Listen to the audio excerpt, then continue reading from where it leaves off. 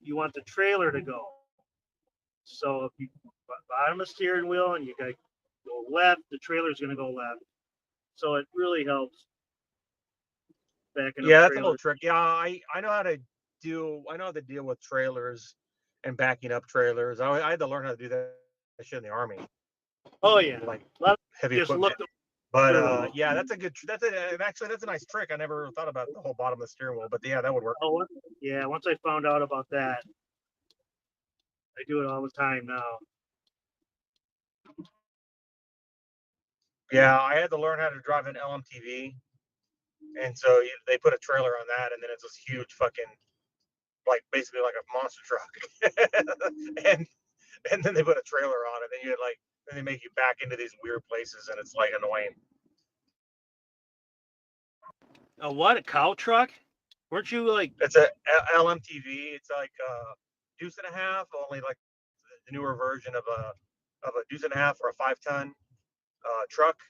It's like the newer version of that, made by Oshkosh.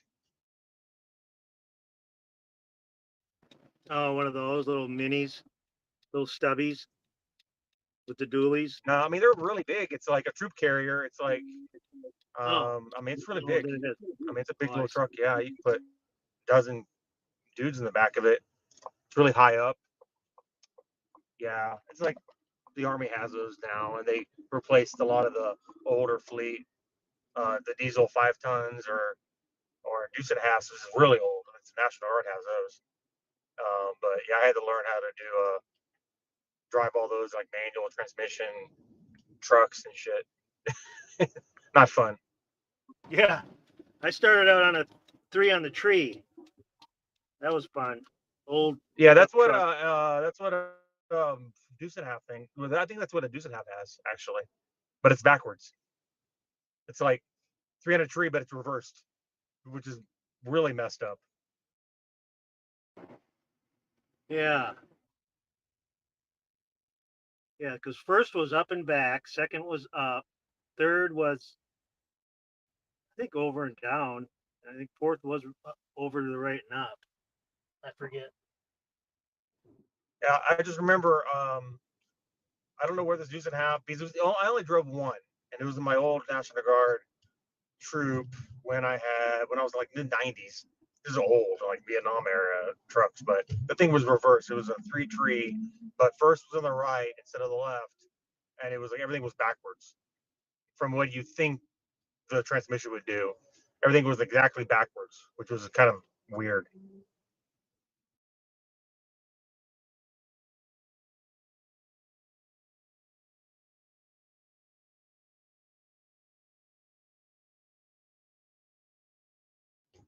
Yeah, I was like, anybody got any Pulsechain questions? Now we're going down memory lane like 30 years ago or 25 years ago, mid 90s. Crap. Change clutches. I haven't thought about that in a while. I know. I had to change my clutch, throw out bearing. I had to learn all that fun stuff. But yeah. Yeah, I mean, I drove when I learned how to drive. I drove in a manual, a little car, and then my first truck was a Mazda truck, a little small pickup truck that was manual. And so now, obviously, you do that for about 5 years, then you're like, yeah, I can drive any manual. I'm good.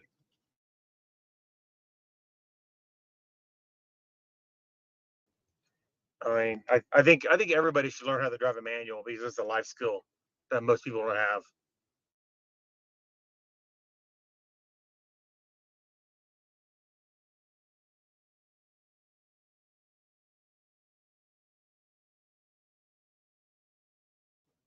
I mean, I was just poor, so obviously, I just got the cheapest car I could get, and happened to be manual. It's automatic. That's an option I can't afford.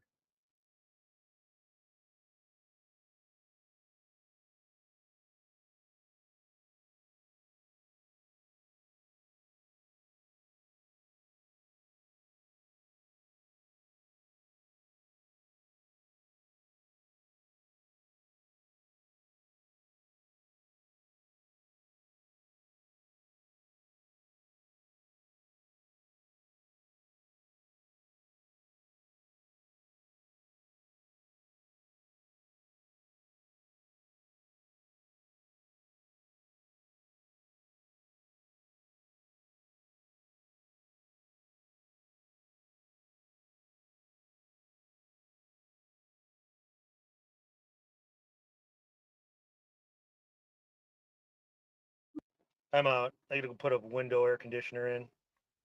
Goodbye.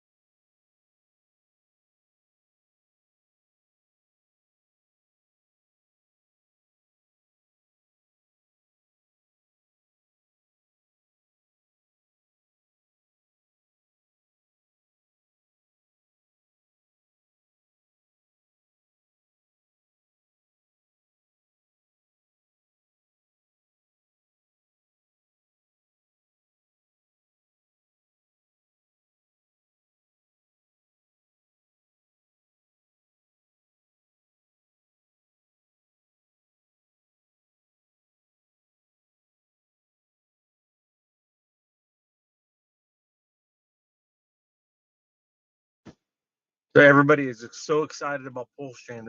Everybody's been in here all day, just like waiting, waiting for the news to drop.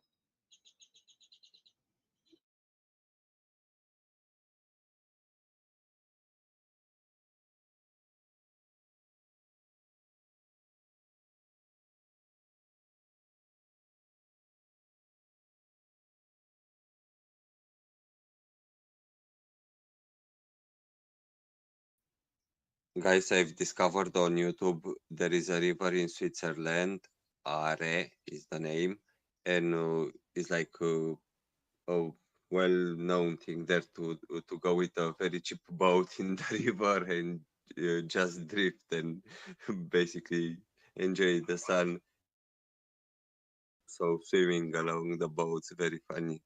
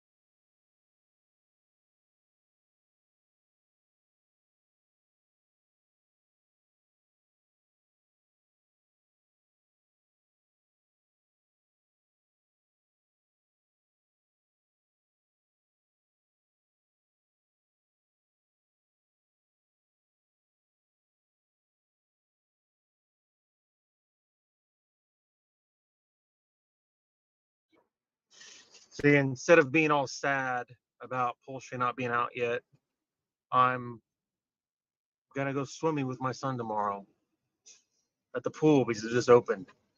That seems like a good use of my time, and I'll probably be on chat because I'm not actually.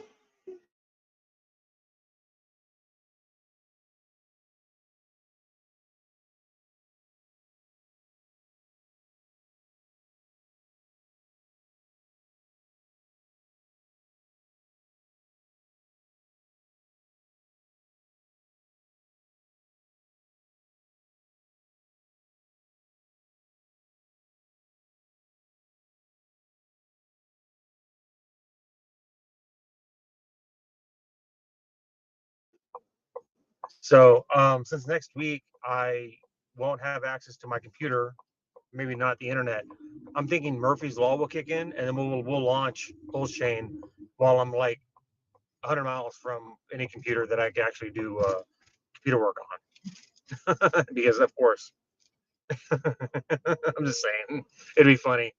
Like I get in the woods and you're like, "Oh, Pulsechain's launching." Bad timing because there's actually stuff that like servers and stuff that I'd want to work on when Pulsechain launches. Not that I really expected the launch next week or anything. I just saying that it'd be really funny if that happened.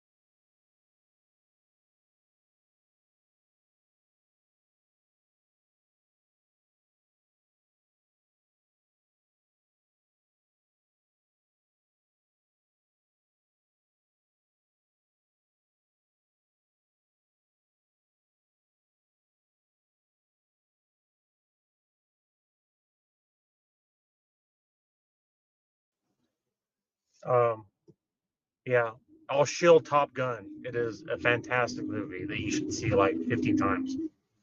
I'm gonna go see it twice, I think. When I get back from my trip, I'm gonna go see it again. I love it. Pretty awesome.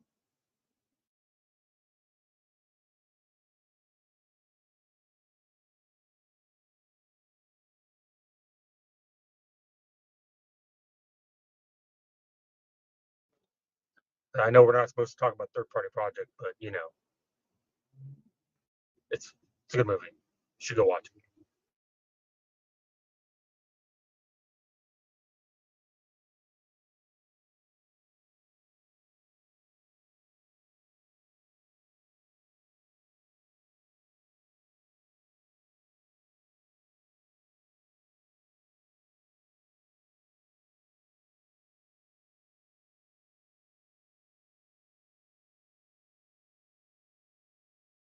You just have to say, I wonder if Maverick would buy some Pulse. Fuck yeah, he would. He buy the shit out of that. He's single and he's a colonel, and he's been a colonel for like 30 fucking years or something. He's got some cash. He needs to buy the dip. Well, he's a captain, Navy rank captain, same as 06. But yeah, colonel. I was thinking Army, but you get my point. He's an 06, and he's like single. He lives in a old airport that's like a municipal airport that got shut down or something. I don't even know. But yeah, that guy's sitting on some cash.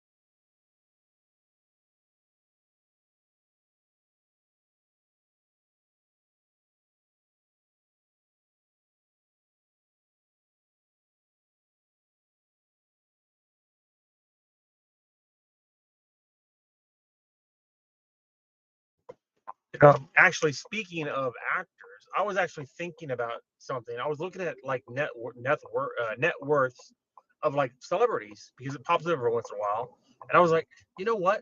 Some of the like really popular, I don't know what it is, around $300 million. A lot of these like really popular actors and like say entertainers, like say sports, like really, I don't know, really well off like NFL players and sports people and entertainers. Like there's a huge cluster around $300 million for some reason, which is funny because I was thinking about it and it's like their salary. I mean, they're not investors, they're not business owners for the most part. They're salary people who just make a lot of money, right, per week. And but they're wage people. And I'm like, okay, so they made a lot of money, but they don't really put that money to work. And they end up a lot of time they end up losing a lot of their money because they don't know how to manage money. And like a lot of financial literacy isn't built into that. But I was kind of thinking about that because I was like, crap, like would I top out at 300 million? Fuck no. 300 million, that's only a 3x from to a billion. Let's go.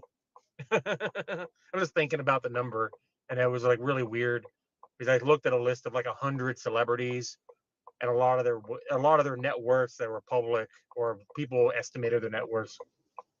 Like the really, really, really like successful ones, it was like 150 million, 200 million, 300 million, like right around 200, 300 million. And there was a huge cluster around there, which I found kind of funny.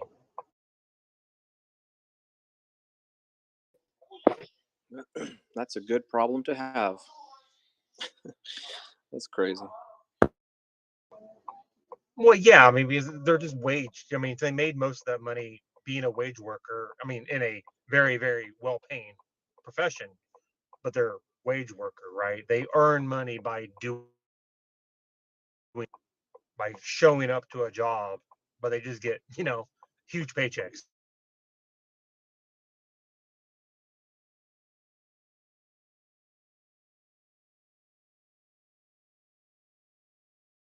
I think it's more popular for a movie or actor to negotiate with their agent to take a small percent of the box office.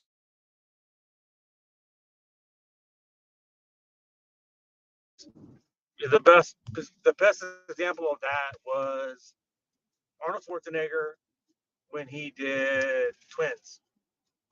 Like he got a huge percentage of the back end on that, and barely any salary. And he came out like where a studio would never do that deal again. Because I watched a video where he was talking about that. Because Arnold's a good business person, and so he's a good negotiator with his contracts, and he's done really well in business. And some of the things that he's done are just funny from a business standpoint.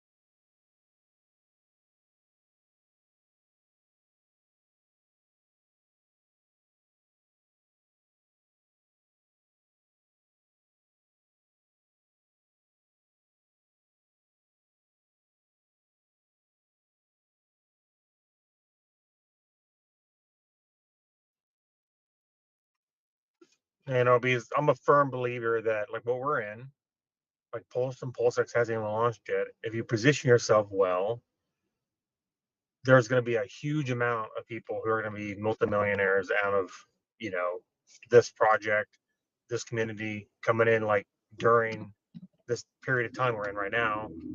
So it's a pretty exciting time.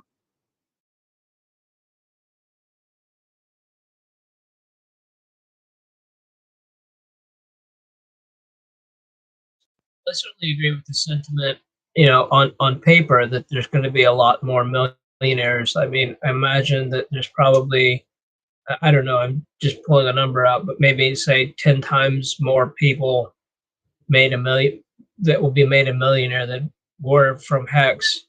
But like, as you know, with the problem with Hex right now, you have the day one people, uh, you know, taking their profit, and the other people who got in later, some of them complaining about that they're taking profit, because it's like, why are they selling it for 5 cents? Don't they realize that there's a fork about to happen? Don't they realize that it's going to go back up, and all the normal excuses?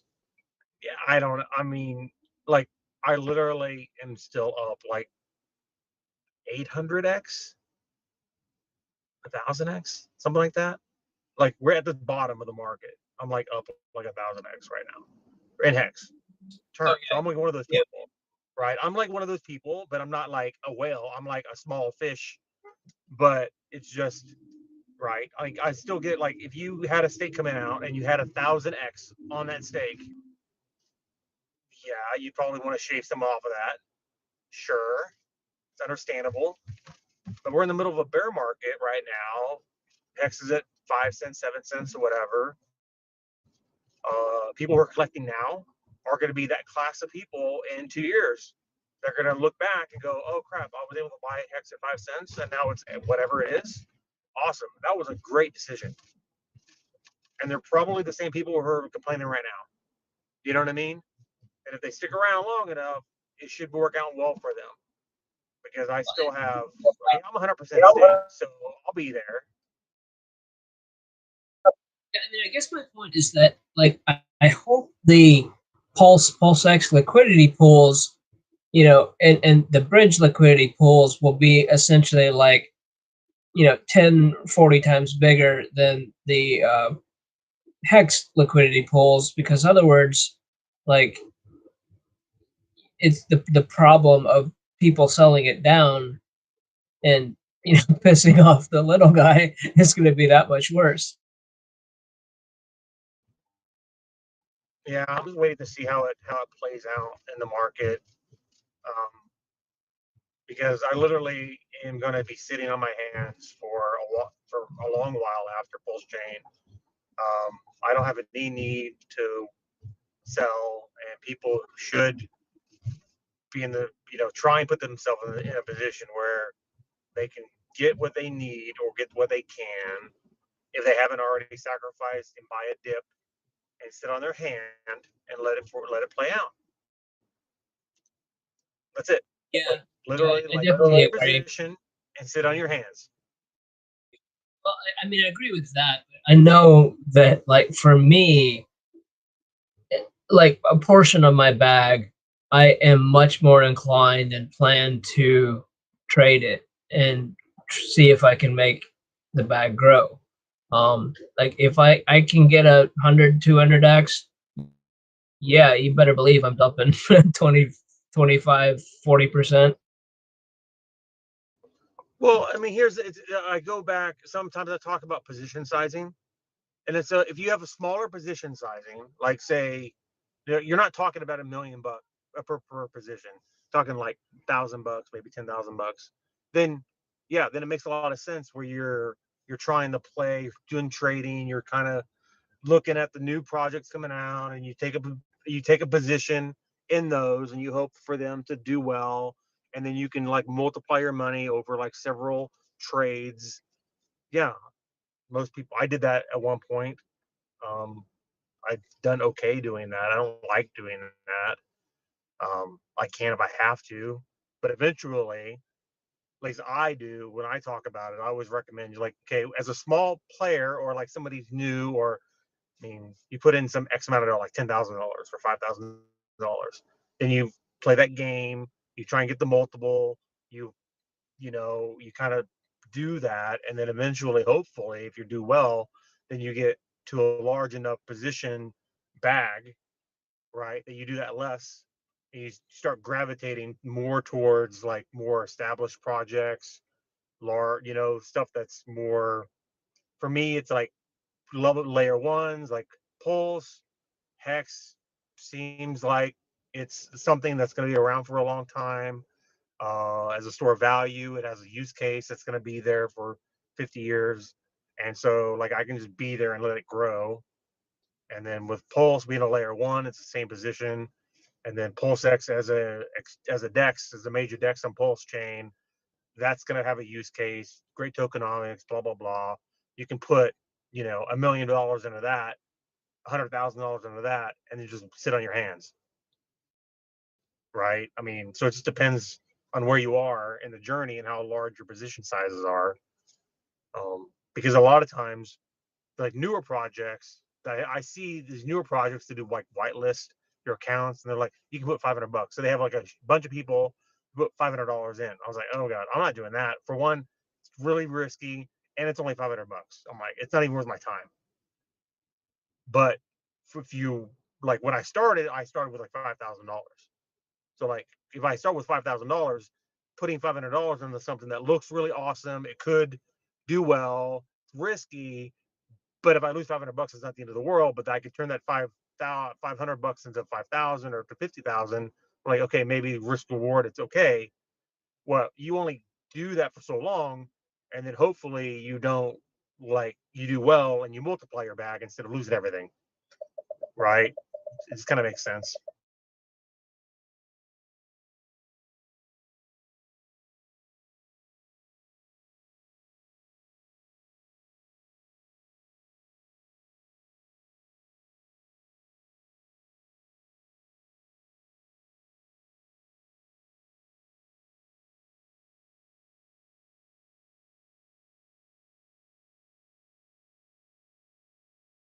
Yeah, I took some of my heart meds a little while ago, so I'm not feeling the greatest right now. But yeah, I mean, I think like one of the things, obviously, I'm not gonna chuck all of my my bag into a trading account and watch it go away. But there's a portion that I'm in a position to where I can afford to do that. Luckily. Yeah, I mean, even I sometimes will put like $10,000 into something where I think it's going to be okay. But obviously, that's like a very tiny amount of what I have. So like it keep even I do that, and I try not to do it.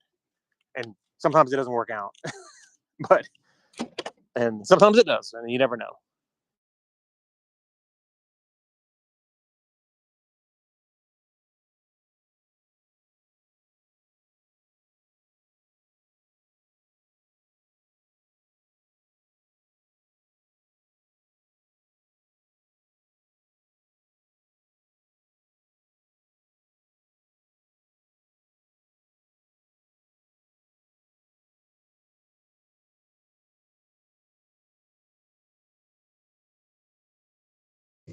Yeah, like one of the things that I've pointed out before is I put like $100 into dog shit coin just to try and to show people it's like, hey, you want to see how to throw away $100?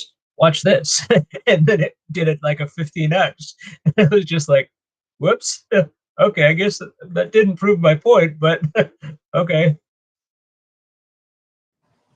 Well, I mean, sometimes you win. I mean, like there was one time where like this is like a year ago, I put money into a thing, and then I waited 2 months, and then it 10x'd, and then now I had 10 times as much money, and then I saw that it wasn't a long term thing, and then I exited that position, and then I had like X amount of dollars, and then I put some amount of money into another thing, and like that thing just basically went to zero, and you know what I mean. And then you go into the next thing, and you're like, maybe you make a 5 or 10x out of that thing, and like I don't do that any longer, but I used to do that, and it was kind of exciting, but then it was also kind of annoying because every once in a while you get the work pull or you get the devs just leave the project, and that sucks.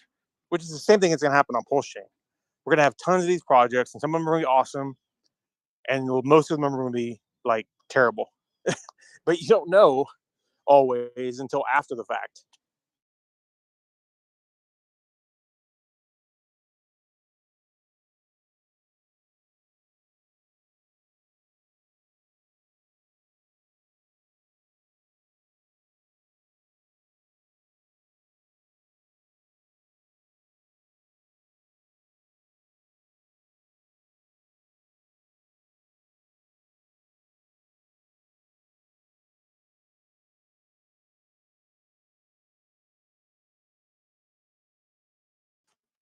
I mean, I've done so much like understanding of the space and trying to be aware of everything.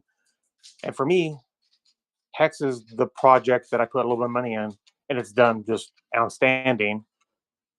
And then, but usually I get maybe a 5 or 10x, and then I see that it's not doing as well as I hoped, and then I exit, and then everything then goes to zero. And that's like usually the norm. It's comes out super hyped, and then maybe it does a pump and dump, and or maybe it comes out and then it's like 3 or 4 months, and then it like dumps, and you're like, okay, I should just get in and then leave. And that's like that cycle that people get into a lot of times, which isn't a positive cycle. I mean, you can make money doing it, but it's really stressful, and there's a lot of rug pulls. There's a lot of like people like lying to you constantly, a lot of fake marketing, a lot of white papers that don't actually produce a product, and it's like, a lot of work. And hopefully you can do it, and people get into that cycle, and they think that's the only way you can make money in crypto. But then you have a thing like Hex that you basically just are in it, you stake it, you stake for the long term, sit on your hands, you don't have to look at charts. And now at least with Hex, I make way more money than I ever did before. And I was okay as a trader, air quotes, that you can't see. Like I did okay as a trader, and I'm doing like 10 times better just in Hex. And I'm hopefully going to do just as well on Pulse and PulseX. And like, I'm happy just doing that and not trading, air quotes.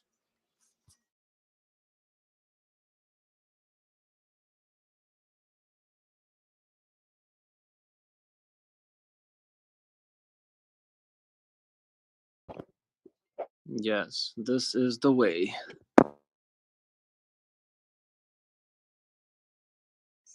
Because I mean, what I like to say is, even projects that I hate, you can make money on.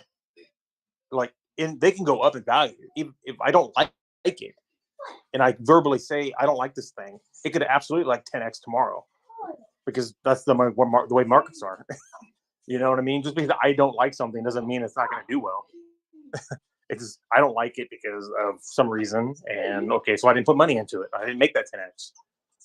And even when it did a 10x, I'd be like, I still don't like it, but it did a 10x, and that sucks. But okay, well, I still don't like it though. Like Sheeb, everyone always talks about Sheeb. Like, I would never put money in that thing, but people made lots of money on it. Gamma, I was gonna say the same thing. I went on the website, and it was just the worst website I ever seen. I was like, I am not not touching this.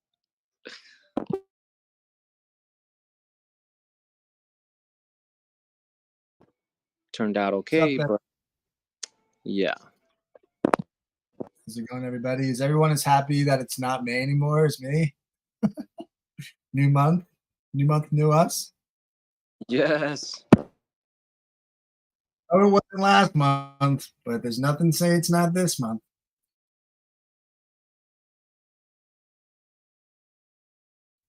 Has anyone ever used a cryptocurrency or Bitcoin ATM before?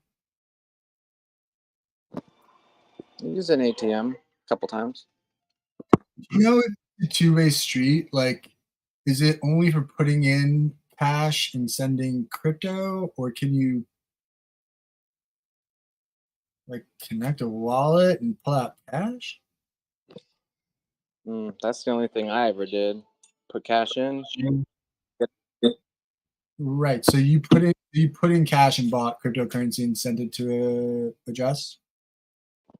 I mean, it printed it out when I put cash in. Gave me an address and private key. Oh, so it gives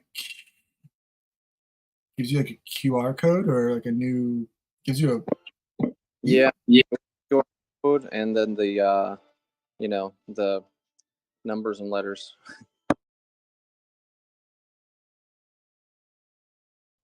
And then how would you like send that? So you can't can just use it as like a Western Union. You couldn't go in, put in cash, and say send to this person. You just get a printout. I wish I could tell you. Yeah, I'm gonna do more research.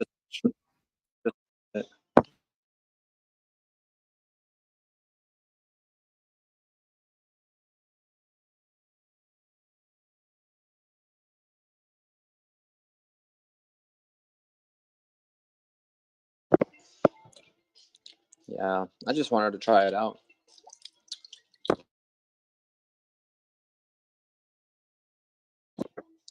It's kind of cool, but paying like whatever it was, 20%, 30% markup was just not cool. Yeah, that's what I was going to say. The fees were always just too ridiculous for me.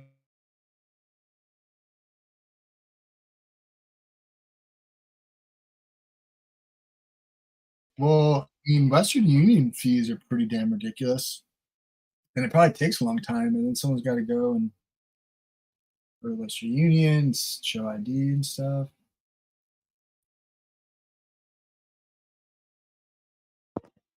Well, when you lose 30% of your stack, that's pretty bad. You $30. you generally get a QR code from the machine, which is just the address of the machine or the operators to which you need to send the crypto to, right? In most cases, it's the most popular crypto, so Bitcoin or Ethereum. And then, yeah, basically you send the money out there. The machine is connected to the internet, and they give you kind of some sort of like the cash equivalent of what you send to the network. So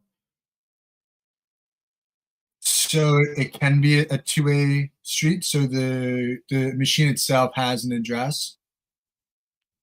So I've used it once, just about withdrawing money, but not on the other way around. So I don't remember if you can actually input any fiat currencies and just maybe show a destination address to the machine so that they can transfer some money over. But the reverse is true, as long as the machine has enough money just to output the notes. Interesting, yeah. And the fees are so high right now because it's not trivial for any operator just to get the licenses to be able to make that to install. You need to get a license in most cases, depending on the countries you are, and then you need to install the machine, to have the physical team replenishing the machine with the cash. So it's like if you're small, depending on who is doing it, right? It might not be very profitable just for any entity to do it. If crypto grows, 10x the current market penetration that we have now, then more players will come to compete for distributing cash over, from the machines, and then the rates obviously will go down in terms of like the fees taken. But now, since there's no competition, obviously the providers are just jacking up the fees. Yeah. I have connections to not only like one billionaire in particular, but also to Silvergate, which, just doing a little bit of research, I need to have somebody that's FCEN approved, which is the Financial Crimes Enforcement Network. And Silvergate is actually the bank that gave sailors $200 million to buy that on leverage to get that Bitcoin. So they're like a bank and stuff. And I have an interest in doing this in really like affluent New York area, like one of like the top zip codes. So we also have a lot of like the high-end luxury companies like Prada and Cartier just moved in, and Gucci, and all of them, and I know a lot of them are going to start to accept cryptocurrency. And then on top of that, we also have a really strong Latin American community that does send a lot of money back overseas. So I see a couple different use cases, and it would be something a little bit like new and different where we could have the conversation about cryptocurrency. So I'm trying to figure out how to like not only onboard but like implement it into the community where, you know, even if it was something that I think broke even though I think it'd be profitable, it'd be interesting to get this community set up with crypto and familiar with crypto, and then even if they were like going to this retail store, right? Like, you know, figuring out how to have these fiat on ramps and off ramps, but like just get people kind of comfortable with the idea. And I think it's almost like a younger kind of cool thing, but also you have a lot of, you know, VCs, venture capitalists, hedge fund guys. So I don't know. I kind of had this epiphany today. I was like, huh, this actually might be kind of interesting to explore. Even if it had a stable, or imagine even having like a like a hex ATM or something, you know, like I don't know, it could be kind of interesting. I would see it working better with like a stable versus USDC. You know.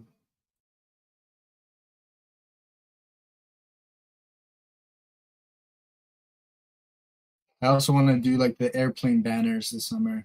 I'm like looking into it to see what it would cost to get Hex and Pulsechain banner and just fly it over all the beaches.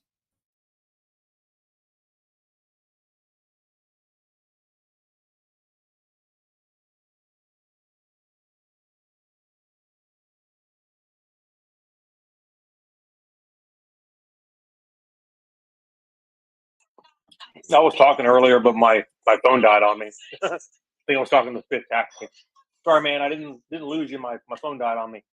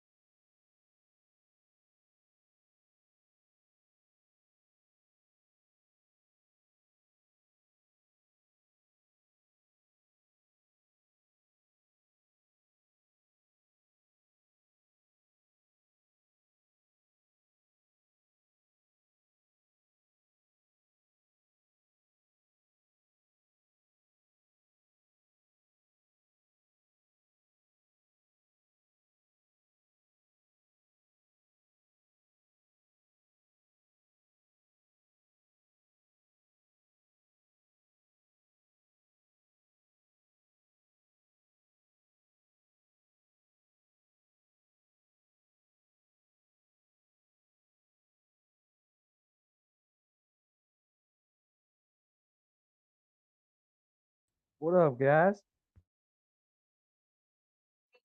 What's going on? Hanging. Say what?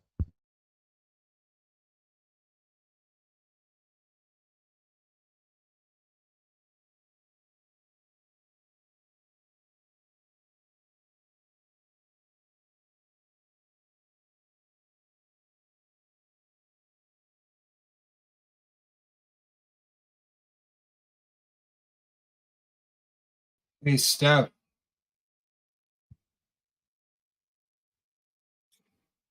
What up, Captain? Hey, Steph. Steph from Staker, are you there?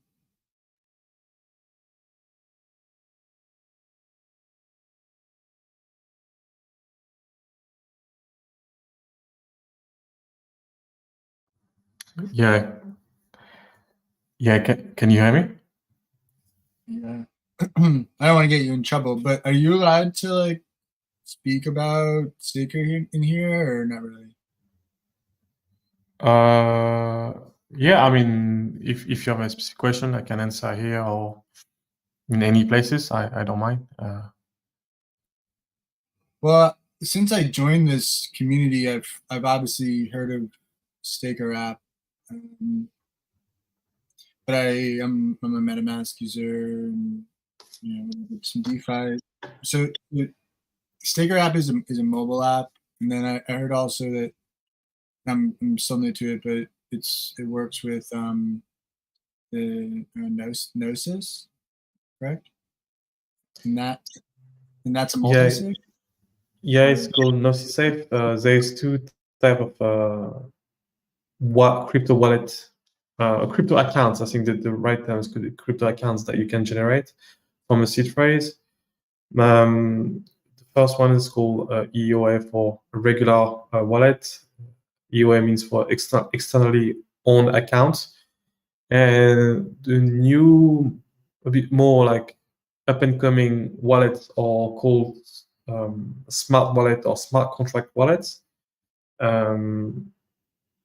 allow you just to do a bit more than the regular wallet, right? So because it's encapsulated around the smart contract, you can add a lot of functions there. So in a sense, it comes with more risk, right? Because if the smart contract wallet is not well crafted, you're more at risk.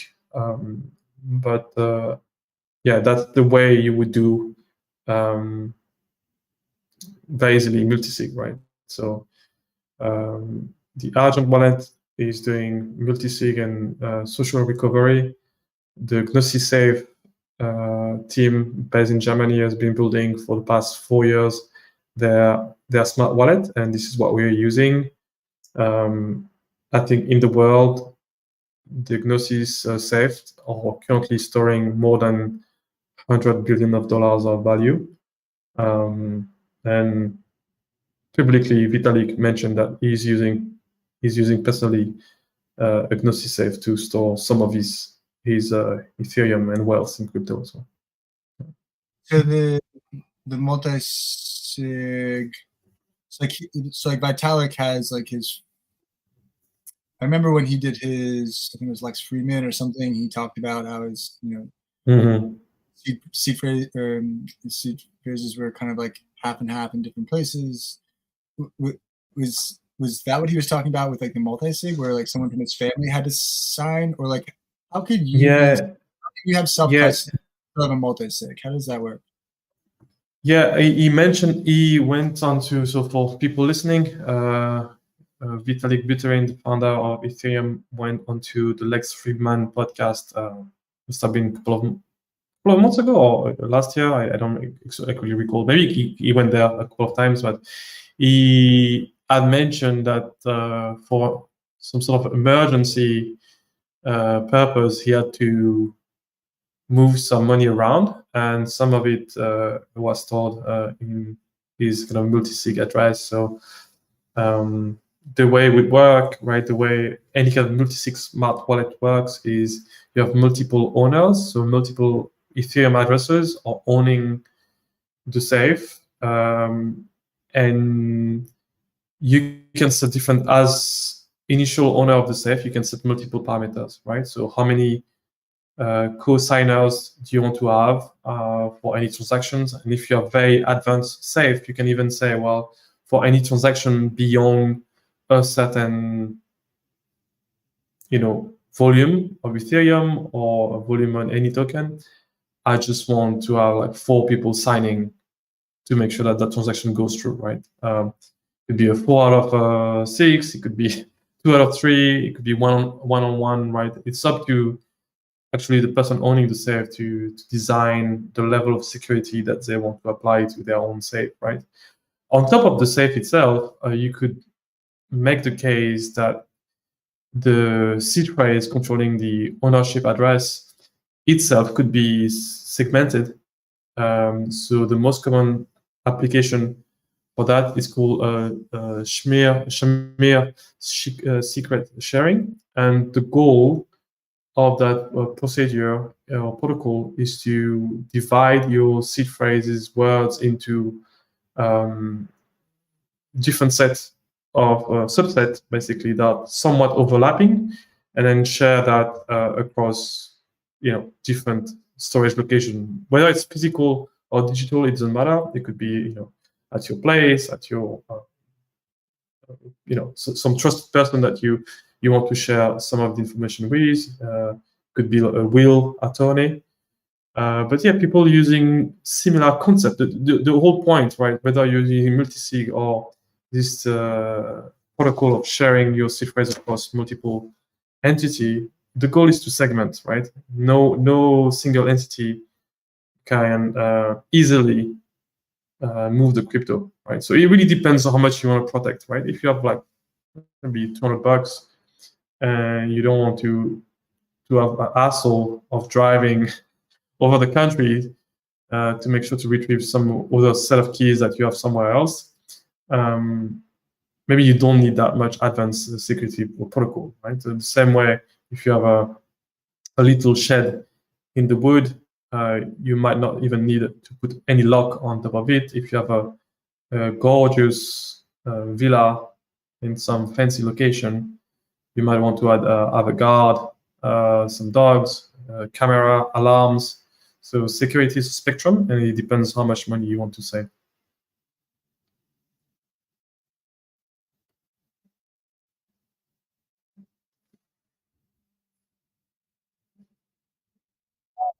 I'm still trying to wrap my mind around it, so maybe I could find a video, but it would be nice to know that as just an individual, even if I was like, it was like the famous billionaire, like Herbert Hughes or somebody, even if they could Google my name and know my luxury estate address, right? Even if they got into my house and got one aspect of the phrases, they couldn't get the rest. But also that if I like, is there a way as a self-custody and a self-governing individual that I can still have a multi-sig and don't have to rely on other individuals? Yeah, it could be the case. But again, how to give a good analogy, right? Let's say you're the richest man of the world, right? And you don't trust any organization. You need to have some way to store your wealth, right? So whether it's in properties or gold, if you don't want to have any cash in your bank, at some point you need to put that wealth into some shape or form somewhere, right? And the more you concentrate that wealth to a single location, the more you create honeypots, which is at risk to be robbed or attacked, right? So there's no one in the world that is sane that would just concentrate too much wealth at the same location, right? Whether it's physical or digital, across country, people tend to spread over their wealth. It even goes beyond just the simple security of it. It's even, in the financial market, it's kind of like common knowledge that you need to diversify a little bit, not to put your eggs in the same basket, right? It's the same principle. The more you have to protect, the more you want to segment what you need to protect, just in case one of these element is failing for whatever reason that's outside of your control, right? If you don't trust anyone and you want to consider everything towards yourself, well, you become the single point of failure, right? And so now you need to ask yourself, well, how famous you are, how much money you have, how can you, if someone is kidnapping you, can you resist to torture?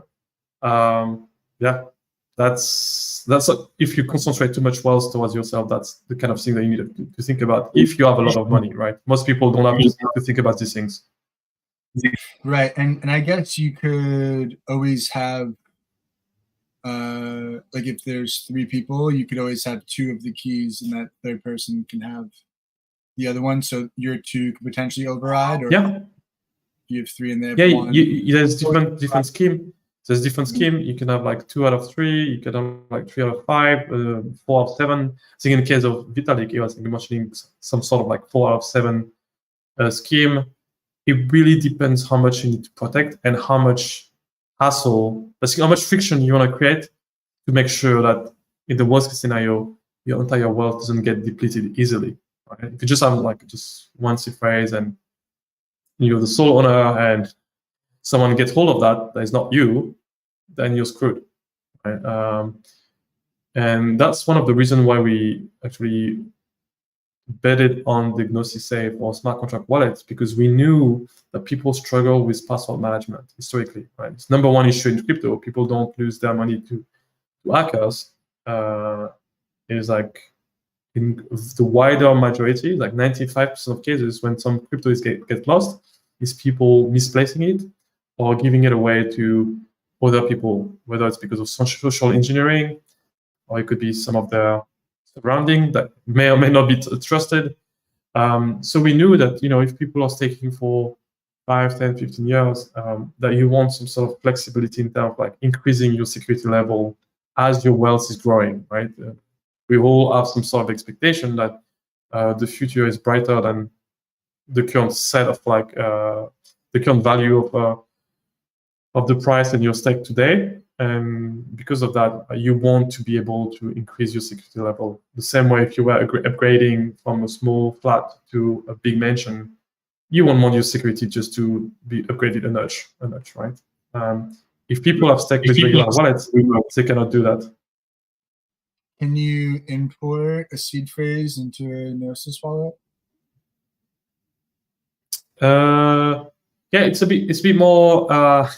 I mean, if you want to deep dive into the technicals, I would suggest just to read a couple of articles or watch some videos about Gnosis Safe to get a sense of. But if you already staked 555, could you migrate it over or no? On a regular wallet, no, it's not possible. But the thing you can do, that was my point. The thing you can do, you could increase security by using other techniques of segmentation. So the Shamir, so it's SHAMIR, secret sharing procedure, is a way just basically to do some segmentation. I've thought of it before. I've heard of it before. But it's not. It's Shamir. So S has come from the person I think that invented the protocol. SHAMIR. But you need to be aware that it's a non-trivial procedure, right? You need to think deeply about how you split your seed and how you distribute this seed across different entities or location, because you don't want to be in a situation where you lock yourself out of your own wallet, right? So that's the flip side of self-custody and security. Like some people wants to be too smart too soon, and they might also lock themselves out.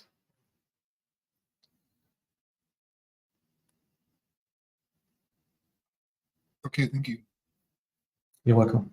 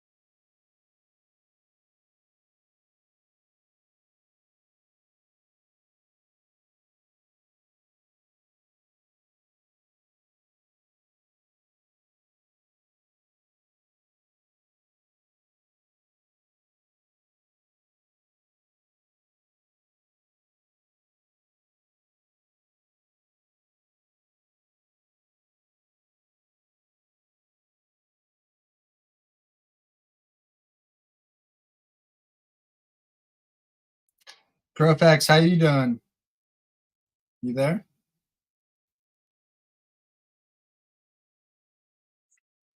PulseX is always here.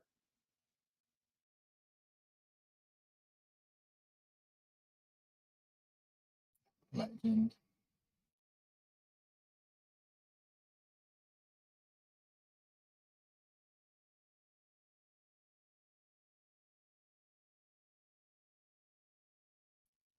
I went against ProFX's spreadsheets. I'll never do it again. I want to know what his spreadsheet said.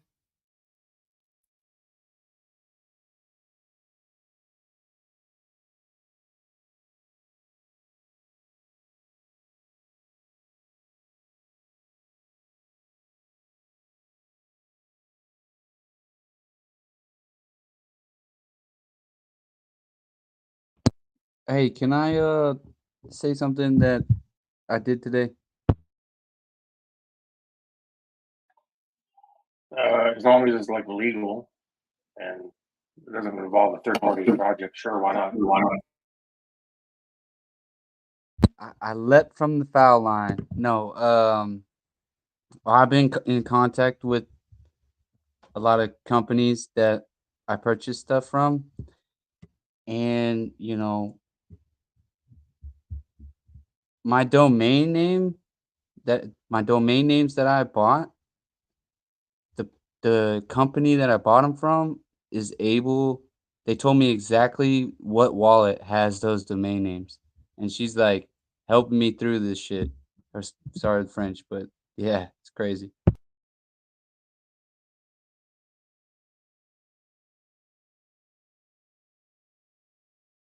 What country they in? I'm not too sure. I haven't got on the Polyscan network just yet. Because I was asking her, you know, that's the wallet in question, but I'm looking for where he exits. And then she was telling me there's a drop down menu of a 2, and that should be like an exchange or a bank or something. Yo, Mango, are you looking for PulseX spreadsheet? I think he's in his bio. You can find it. I think I know it. No, I know his spreadsheet is. It's in his profile, right? Yeah. It's crazy, man. I wish. Yeah. I know where it is. I'll find it. All right, cool.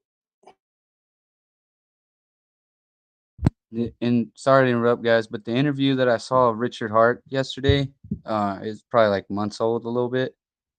He explains why he doesn't like NFTs specifically because, you know, it could be duplicated 1,000 times and you don't have the original and all that.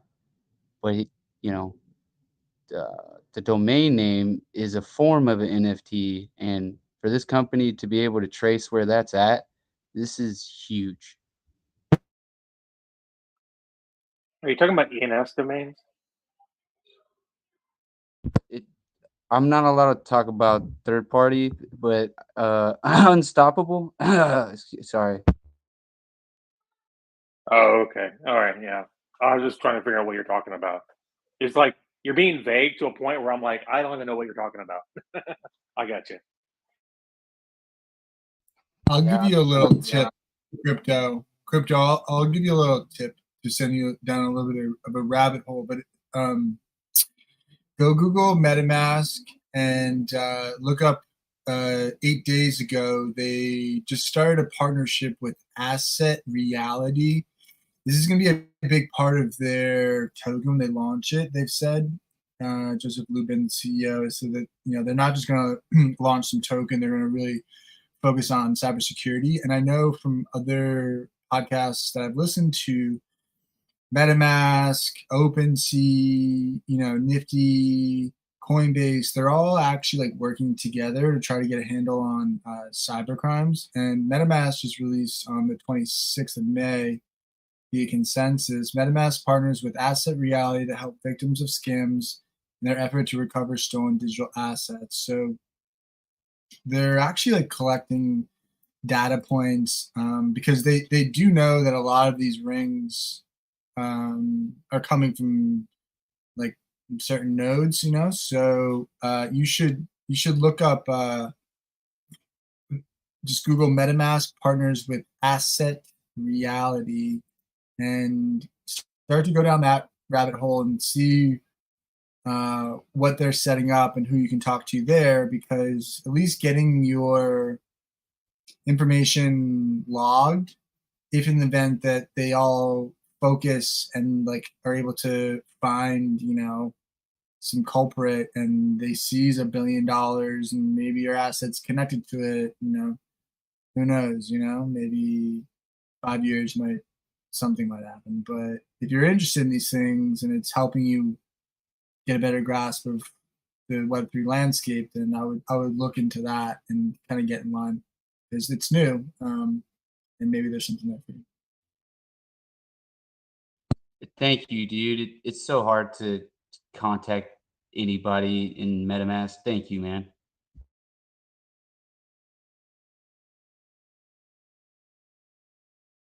Yeah, they're trying to make that easier, and I think they might.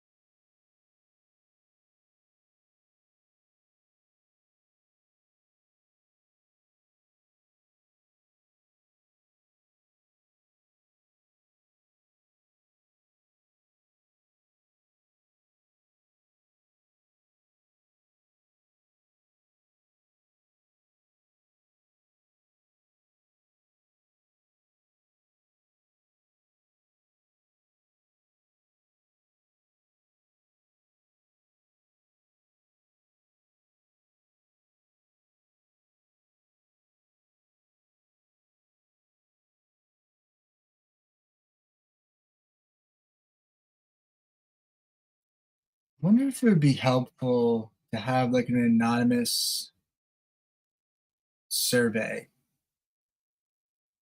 Like, would it be helpful to know like what our hex demographic is?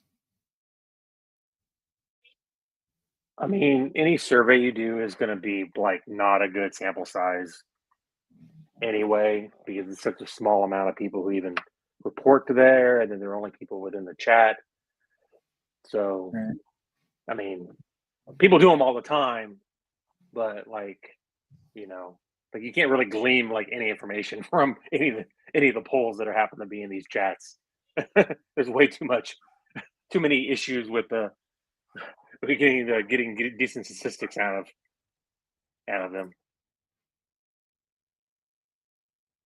Sorry, guys. If anyone knows that on PulseX, we may have like limit orders or that kind of features. No, I mean, at least not at first. That would have to be like an add-on later. Like, no expectations, but like perhaps they could add that like after we launch. That's very possible. QuickSwap has limit orders, but they didn't at launch. I mean, it's a thing that can be added, but we don't Yeah, need it to launch. So obviously, why add it? And they can just add it after if they want to do that. yeah, sure. 1 inch Macho have that. Yeah, but That I will mean, but for of course, but for Pulsechain on PulseX, like limit orders would be awesome. Obviously, a thing that everyone would like. Like I'd like them. It'd be great to have. Yeah. You don't have to sit your eyes and looking on the computer and waiting for a good price, isn't it? Set it up and walk away.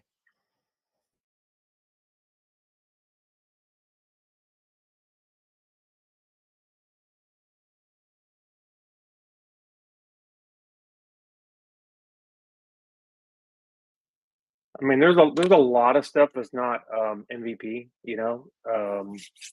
Minimum viable product. I mean, there's a lot of stuff that it's not that. I mean, that's what we're shooting for. Like our goal is, what's the minimum amount that we need to actually launch this thing, right?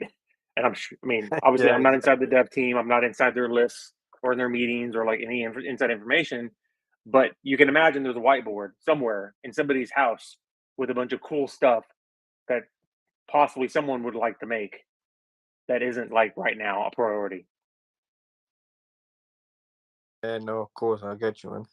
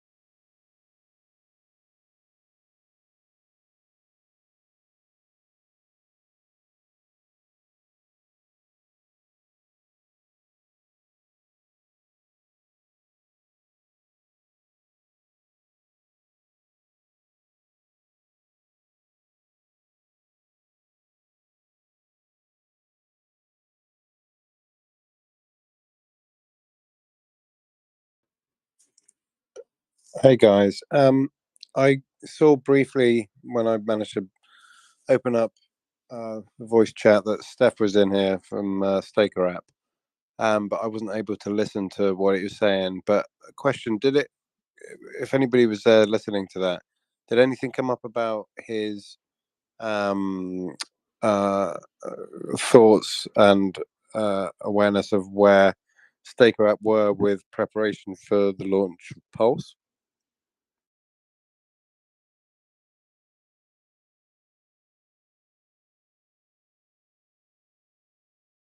I didn't hear any formal update. I think Mando did ask him about it. I don't remember what he said exactly, but you'd have to go listen to the recording. Yeah, is that still going? Because a week or so ago, somebody said it had been taken down, but is it back up and running? That I don't know.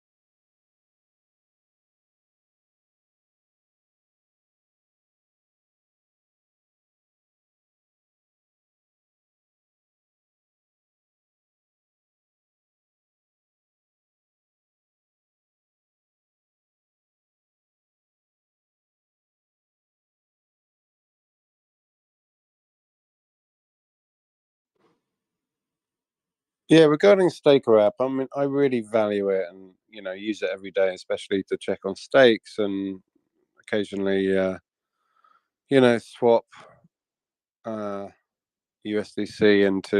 into Hex and stuff. It's and I know a lot of people used it to stake on, which is great. Can anybody remind me, were they around the time of the Pulse Sacrifice? Were people sending their Hex or USDC or ETH from Staker to the Pulse Sacrifice? And I guess my question on the back of that is, if so, how important would it be for Staker, considering the scale it has and scope it has within the community and how many people use it, to be fully prepped, ready to go for when Pulse does drop?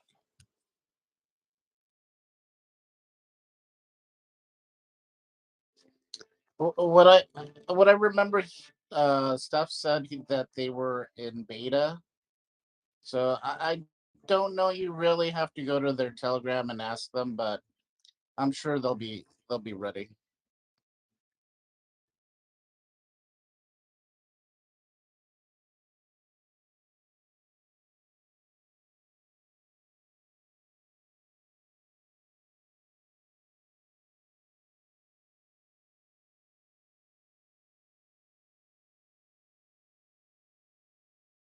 I hope so.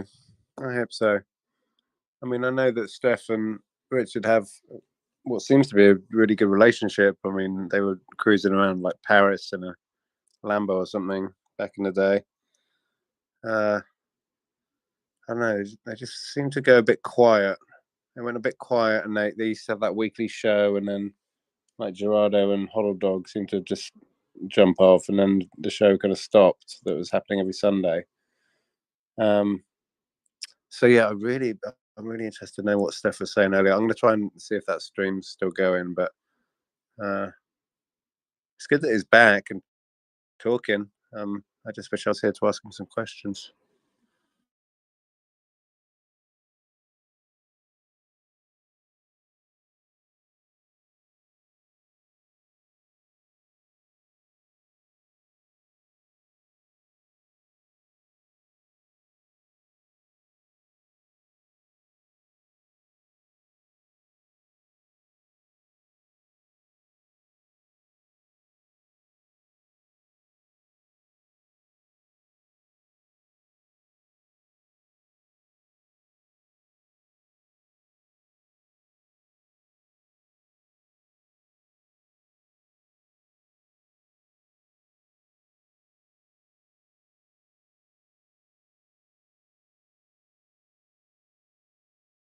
Hey, Walrus, you across or anybody the GitLab kind of changes and activity recently? Is it all still things happening, or what's the latest there? They're knocking down a bunch of like the little small reported issues and bugs, a bunch of stuff like UI and little things. But the changes to over to like the Golang and anything they were going to do like with V3 as far as testing the latest version of the AMM fixer bot, we haven't seen any of that yet.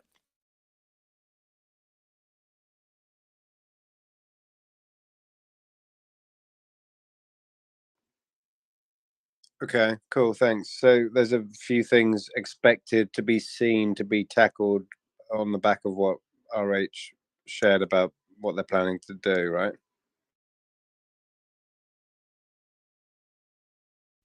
Once more?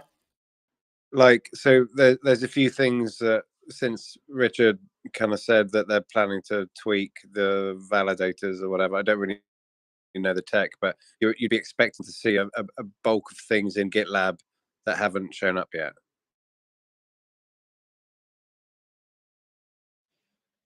Everything the developers are working on for the last, I don't know, 2 months isn't in the public repo. So I would imagine there's a substantial amount of work done behind the scenes that we haven't seen yet. Okay, cool. And is that potentially like going to just be suddenly viewable and go, and you guys that understand it to be like, oh, that's what they've been doing this whole time? Yeah, it's a public release. I mean, they have to release the client, so all the work they're doing, porting stuff from the contracts inside the EVM to the client, which is what they're talking about. Some of the consensus, like validator stuff that they're porting to Go, which is means just making it so it's not inside like it's not a transaction. It's not like inside of the contracts inside the EVM, like the blockchain. It's like outside of it in the client that runs on the server. Like that shift is still like that's what they're working on now. That's what Richard tweeted last week or whatever when he tweeted the last update. And all that work is obviously like still behind closed doors, probably in multiple private test nets, working through everything, and we won't see it until it's done. Gotcha. And when is that going to be? We don't know. Yeah, gotcha. And Gamma, from what I've heard, obviously you're very technically aware and going to be part of the whole system back there with Pulse. Are you, people like yourself, kind of checking that GitLab status pretty regular? I get every email that hits the public repositories for all of the repos. So I'll know instantly whenever anything happens inside of those, and it's like quiet town because they do everything in the private repos, which I don't have access to. Gotcha. That's cool. That's cool. Well, we thank you for being across it and sharing your knowledge on it. It's really really helpful. But am I right in thinking that in previous times, like you say, when they've been working behind closed doors, all of a sudden you'll get that like magic email and you'll be like, holy fuck, they've done shit tons of work, and here it is. Yeah, I mean, when they do a public release, that's basically all their changes that they want to push to us, me who running servers. They'll push it all at one time and they'll say, update your server, your node. And then I basically have to reboot my stuff and then restart it with the current software. And then at that point, you can go in and you can actually look at their changes and like what is exactly what they're doing. So if it was like 100% open source, then you'd be able to see all the changes in real time. But they're obviously doing their work the way they're doing it so that there's no possible way that a third party entity that's like perhaps hostile to us will know what's happening until the last possible second when they have to release it so that people like me can actually look at it and I can run the software. Right? They're doing it on purpose because they want Pulsechain to come out, right? And there are like lots of people who would love Pulsechain to fail. So why give them more opportunities than necessary to, to know what's going on? Yeah, sure.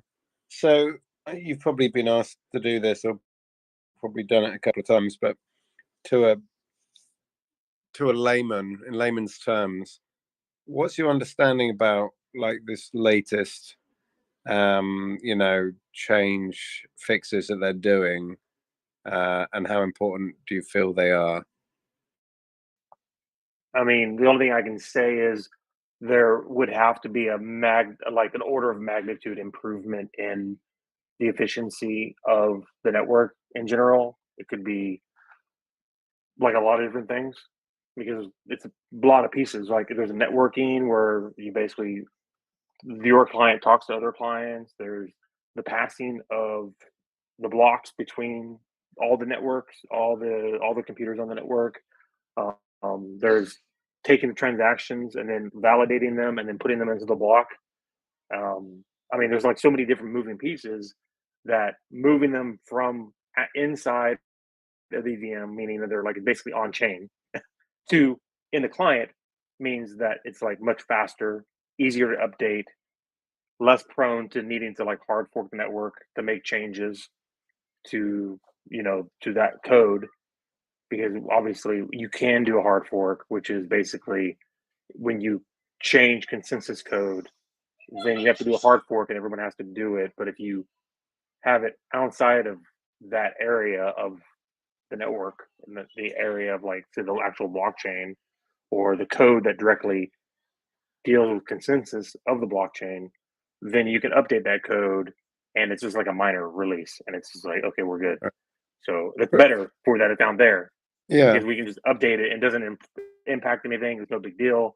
And if they just push a release or whatever, and it's much faster because now you're running it on the actual hardware using, outside of the EVM in the client where there's more memory and it's faster and like a bunch of other reasons. But from your that's from your expertise, did you feel like from what you'd seen on the testnet and experience with that side of things that there was fundamental issues that needed fixing, or was that even visible to anybody else? I mean, it's not visible to us because there's no load on the network. What they're doing now would only be a benefit to us when there's a high load on the network. But they're changing it now before we've launched so that it won't cause any problems, because obviously we expect the network to be under high load like sooner rather than later. So it's better for them to address the problem now. If they have a solution that'll add 10 times more efficiency and speed to like these critical components of the network, then like, yeah, do it now and then postpone it a little bit. And then a year from now or 6 months from now, when we're hitting 500 transactions a second, like a bunch of users, like say 1 million users on the network at one time, or all these transactions are flowing, now it's a lot harder to do these like critical updates. Yeah. So it's basically what Ethereum is doing. The reason that it's taken Ethereum so long to make these fundamental changes to their network is because they're running right now with a huge amount of users under load continually. So it's like a snail's pace, right? But we haven't even launched yet. So they can make these drastic sweeping changes and then just release the network with those changes already in place. Sounds good to me. I understand perfectly why they're doing it. It makes perfect sense why they're doing it now instead of waiting, to somebody who kind of understands, the pieces fundamentally. I'm not a blockchain developer. I can't write Go code, but fundamentally you can understand where the pieces are and like how, if you understand hard forks, and how other networks deal with hard forks, then you can understand like changing consensus code. That's a hard fork. That's like a major problem, and like bad things can happen if you do it poorly. Changing consensus code, like other networks completely break because they do it. But since we're doing it before we even launch, then that won't be a problem with this particular problem. Later on, down the way, they perhaps need to change other things. Perhaps we have to go through a hard fork, and perhaps we have to change the network, but we'll already be running. And like that's like what is it? A bridge that has to be crossed then. So you're saying it's easier to change the engine on an airplane when it's parked on the runway instead of being in the air flying? Yeah, I know, right? It doesn't make any sense, right? Because obviously I would want to do it in the air because it's fun, right? Yeah, exactly. I like that. Brandon, I like that analogy. It's like, but we're all of the passengers like in the terminal, like kind of freaking out because we're like kind of want to go home, but this is the best course of action, and we don't need to know all of the ins and outs of it. Like we just need to know when the plane takes off, it's absolutely gunning us home. And once we're in the air, once we touch down, we won't even really think about this time waiting for the plane to take off. No, I mean a year from now, it'll be like, oh, you remember that time where we waited a couple weeks or whatever, how long it takes for Pulsechain to launch? Yeah, I remember that time. It was kind of funny. Everyone was freaking out. Oh, hey, we're doing really well. It's awesome. I mean, that's what I want to do. I don't want to be like a year from now. Pulsechain, like right now, with the current basic configuration, I understand it. It can do, I mean, 600, 700 transactions a block. We're talking 200, 250 transactions a second, 200, 250-ish. Yeah, awesome. I mean, it's going to take, that's a lot of load. And Geth isn't really designed for 3-second blocks and all these changes they're making. So they're under the hood, they're making changes that are required so that we function well. Now, I don't understand like all of them because I'm not a Go developer and they haven't released the software, but I'm going to go through it and try to understand it. So basically, as a layman, you have to understand that these systems are complicated. And then if you mess with the consensus code or the networking layer or all these different things, then those are major consequences.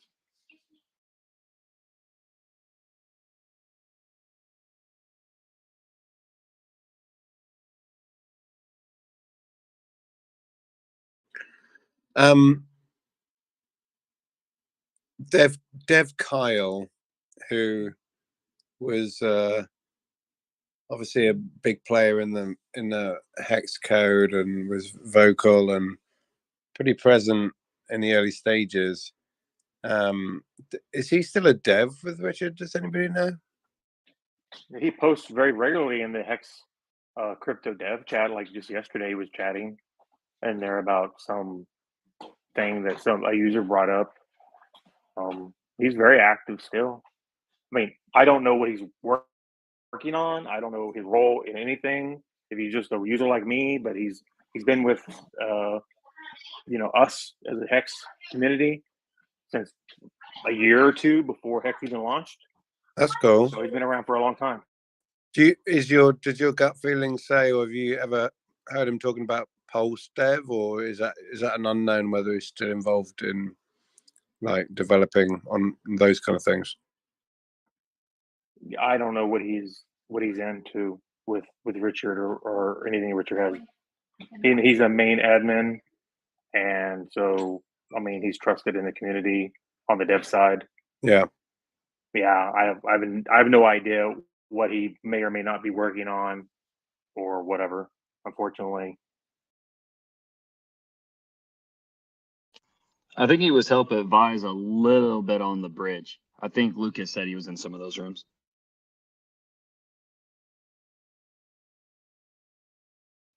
I mean, when Hex came out, he did a lot of the projections, modeling, helping with the tokenomics, and like all that. That's known from videos like a long time ago, and then his just discussions and chat from like way back. I like to think he's heavily involved just because I really like him, and obviously Hex has done so well, and he was a really good proponent and speaker and explainer of T-shares and that kind of thing. And Yeah, when I close my eyes and I think of Richard and his devs, like Carl's in the front row, but maybe that's not, who knows? I don't know. He gave me admin and the Pulse dev, so I mean, okay, that's that's about as much as I know about that. he's active to this day, That's cool. obviously, because he was chatting in the public Hex crypto chat yesterday. TBC, the probably the largest contributor on the Hex contract, he's also still involved as well. So a lot of the OG guys behind the scenes are still in there putting in that work. Nice.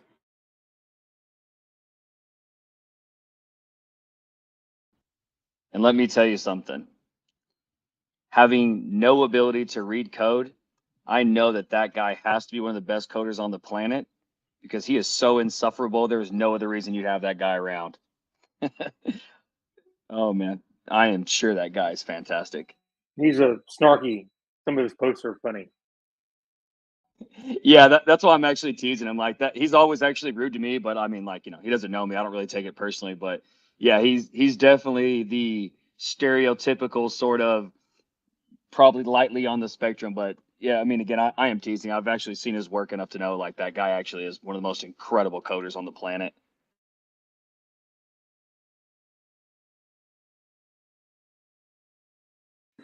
Yeah, I mean, he's been nice to me, but I try and I try not to poke him. I don't want to deal with that.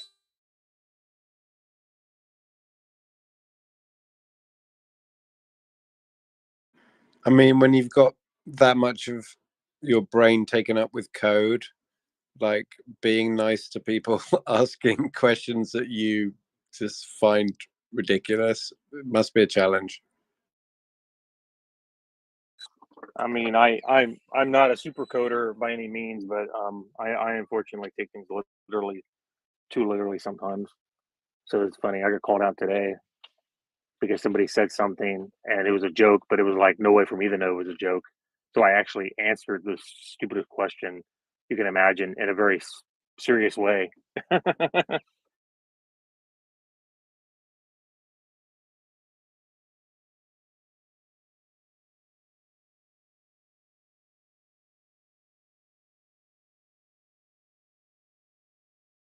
I was like it's one of those questions from somebody who like absolutely knows, and then I answered it in a very basic question that everybody in the room already knows, and then I got a reply because I literally like mansplained a room full of people who already know what I was explaining. It was kind of funny. I was like, I'm sorry, I was in the zone. No big deal.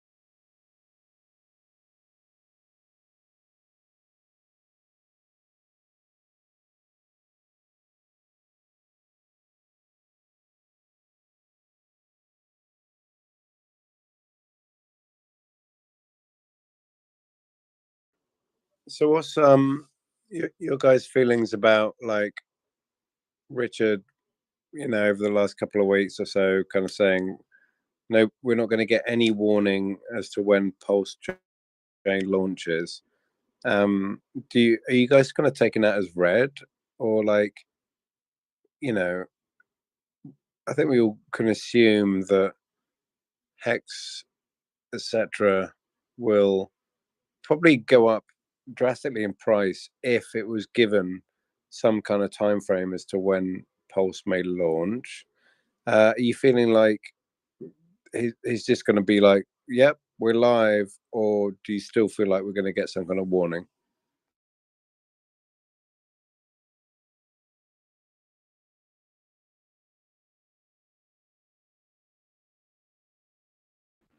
With the level of project management we've had up to this point, it just is what it is.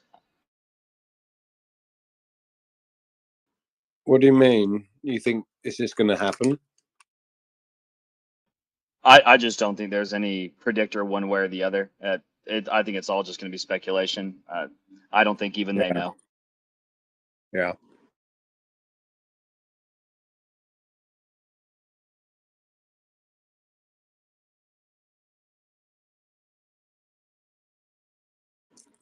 But it's kind of interesting. Like, I mean, I think we can all agree that Richard's an incredibly intelligent person, and game theory and 3D chess, whatever you want to say, knows what he's doing, and hopefully is making his tweets and statements and has a plan. What's my point? I think my point is that, like, you like to think that there is a plan, right? Like, I mean, I know the mid-May thing was pretty painful for everybody, and then saying, "Oh, I'm not going to tell anybody when it happens." But I just kind of feel like we're going to get some kind of heads up. I really do.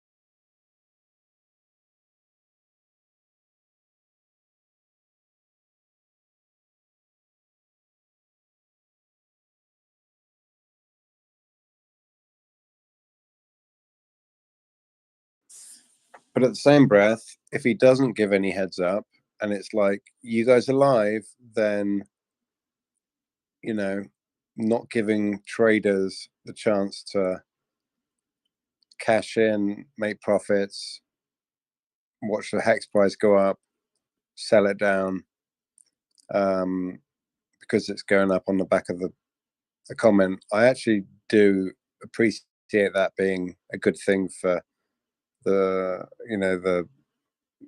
hardcore believers.